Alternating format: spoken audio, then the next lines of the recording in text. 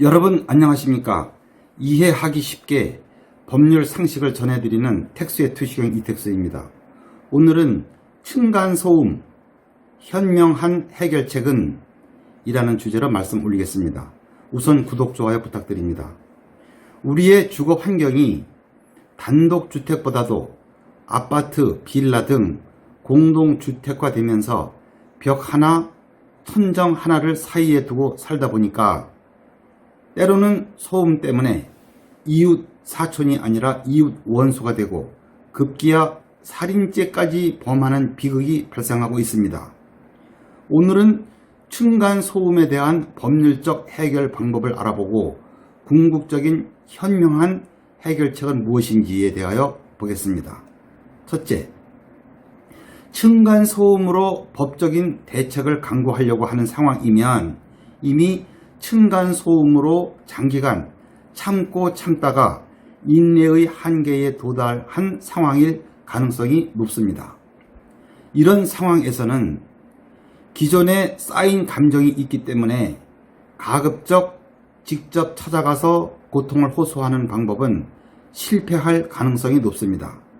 직접 찾아갔다가 오히려 그 정도 소리도 안 내고 어떻게 사느냐고 항의를 받기도 하고 심지어는 주거침입, 모욕죄 등으로 역으로 고소를 당하는 경우도 있습니다. 그렇기 때문에 직접 대면은 피하시고 제3자를 통하거나 내용 증명 우편 등 서면으로 정중하게 층간소음 문제에 대한 해결책을 강구토록 하는 것이 좋을 듯 합니다. 둘째, 민사소송이나 형사고소를 앞세우는 것은 오히려 화를 키울 수 있습니다. 극단적인 대결을 피하여 해결할 수 있는 여러 가지 방법이 있으니까 이를 적극 활용하시기 바랍니다. 공동주택관리법에 의하면 공동주택의 관리사무소장 등 관리 주체에게 층간소음 발생 사실을 알리고 관리 주체가 층간소음 피해를 끼친 해당 입주자에게 층간소음 발생을 중단하거나 차음 조치를 권고하도록 요청할 수가 있고, 이 경우 관리 주체는 사실관계 확인을 위해서 세대 내 확인 등 필요한 조치를 할 수가 있습니다. 이러한 절차는 아파트 관리사무소에 알리면 됩니다. 층간소음 피해자는 정부가 마련한 층간소음 이웃 사이 센터에 민원을 접수하면 관계자가 직접 출동하여 조사도 하는 등 층간 당사자들로 하여금 합의를 하도록 적극적으로 시도하고 있습니다. 그리고 중앙환경분쟁조정위원회라는 것이 있습니다. 여기에 조정을 신청하면 마찬가지로 관계자가 나와서 적극적인 해결을 시도하고 있습니다. 서울시의 경우에는 층간소음 상담실을 운영하고 있습니다.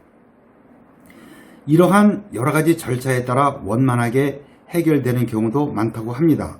그러나 위와 같은 해결 방법은 대립 당사자가 적극적으로 마음을 열고 대폭 양보를 하지 않는 한 합의가 이루어지지 않기 때문에 큰 효과를 기대하기가 사실상 어렵습니다.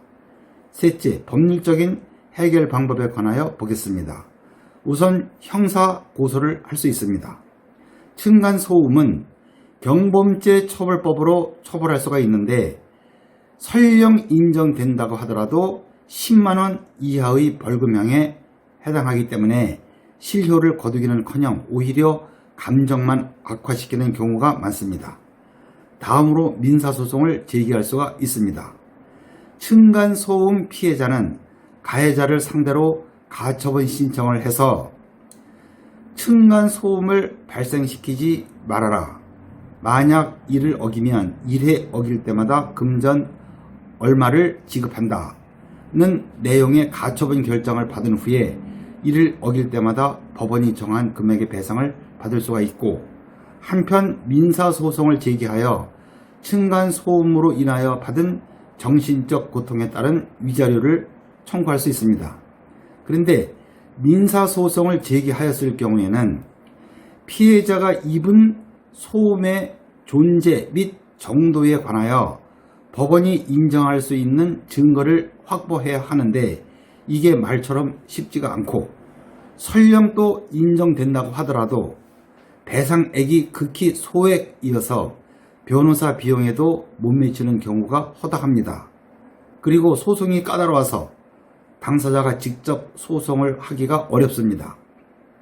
물론 금액이 적더라도 승소 판결을 받으면 가해자 측에게 분풀이가 되었다고 생각할 수 있지만은 형사 고소와 마찬가지로 고생만 하고 오히려 더 약만 오르고 고통이 더 커질 수도 있습니다.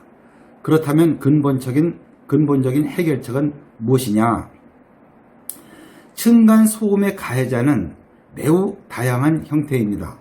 남에게 피해를 주는 행위는 가급적 하지 않으려는 분이 대부분이지만 특히나 남에게 피해를 주는 것에 대하여 매우 무감각한 사람이 있습니다.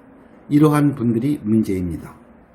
또한 피해자 입장에서는 보통 사람과 달리 층간소음에 둔한 분도 있지만 지나치게 예민한 분도 있습니다. 잠을 전혀 이루지 못하고 급기야는 우울증으로 정신과 치료를 받아야 하는 상황으로 가는 분도 있습니다. 이런 분들이 가장 큰 피해자이지요. 실제로 장기간 지속되는 층간소음의 고통 때문에 마음의 평온을 찾지 못하는 분들, 그분들에게는 가장 편안해야 할 안식처인 주택이 지옥이 될 수 있습니다.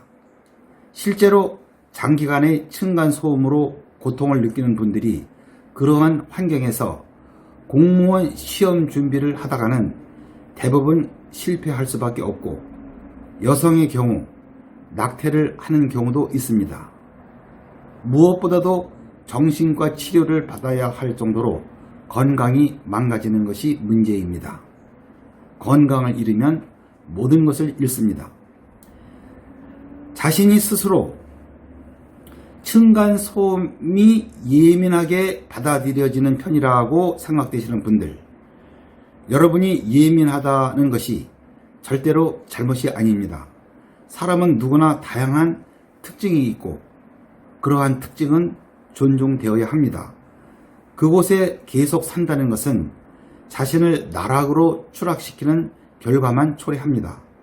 그렇다고 위층에 사는 사람 이사가라고 무당 데려다 구술할 수도 없고 성질 난다고 큰 범죄를 저지를 수도 없습니다.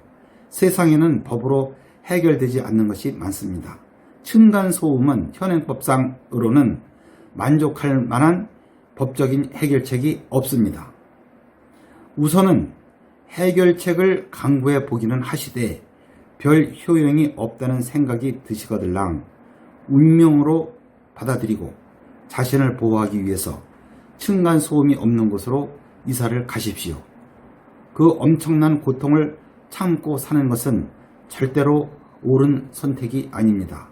실제로 층간소음 때문에 이사를 가시는 분들 많습니다. 떠나는 게 자신의 인생을 구하는 유일하고 현명한 선택입니다. 구독, 좋아요 부탁드리고요. 다음 더 유익한 주제로 뵙겠습니다. 시청해 주셔서 감사합니다.